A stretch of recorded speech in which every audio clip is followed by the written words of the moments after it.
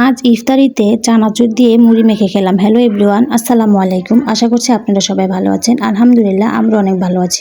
সকাল সকাল দাদি লাউ শাক নিয়ে আসলো রান্না করার জন্য। লাউ শাকটি অনেক ফ্রেশ ছিল, অনেক সুন্দর ছিল, কুচি কুচি পাতা ছিল। তারপর আমি আর দাদি মিলে লাউ শাকগুলো পরিষ্কার করে ধুয়ে নিয়েছি। তারপর বিকেলে রান্নাটা বসিয়ে দিলাম। প্রথমে লাউ শাকটা ভাপ দিয়ে নেব। ভাপ দেওয়া হয়ে গেলে তারপরে পানিটা ঝরে রেখে দিব। এখন লাউ শাকটা বাগার দেওয়ানোর জন্য এখানে পরিমাণ মতন তেল দিলাম। অনেকগুলো রসুন কুচি, তার সাথে পেঁয়াজ কুচি দিয়ে লাউ শাকটা বাগার দিয়ে দিলাম। লাউ শাকটা দেখুন কি সুন্দর দেখাচ্ছে। আর আমার কাছে লাউ শাক খেতে অনেক ভালো লাগে। তার সাথে যদি মাছ ভাজা হয় তাহলে তো আর কোনো কথাই না। দেখতে দেখতে আমার লাউ শাকটা বাগার দেওয়া হয়ে গেল।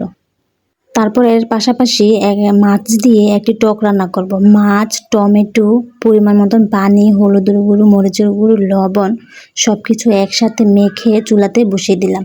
তারপর এটা ভালোভাবে কিছুক্ষণ কষিয়ে নেব। কষানো হয়ে গেলে তারপর এখানে কিছু কাঁচা আম দেব। আমাদের গাছ থেকে পেড়ে নিয়ে আসা কাঁচা আম।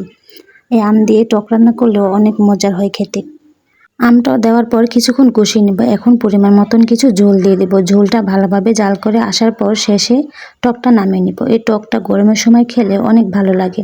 আমাদের কাছে অনেক মজা লাগে এই টকটা খেতে।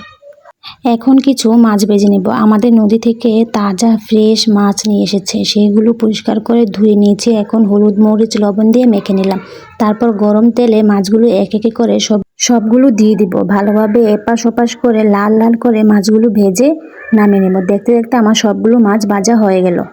এখন ইফতারিতে খাওয়ার জন্য কিছু মিষ্টি আলু সিদ্ধ করে নেব। ইফতারির সময় মিষ্টি আলু খেতে অনেক ভালো লাগে। তার জন্য কিছু মিষ্টি আলু কেটে পানি দিয়ে চুলাতে বসিয়ে দিলাম, সাথে লবণ দিয়ে সিদ্ধ করে নিলাম।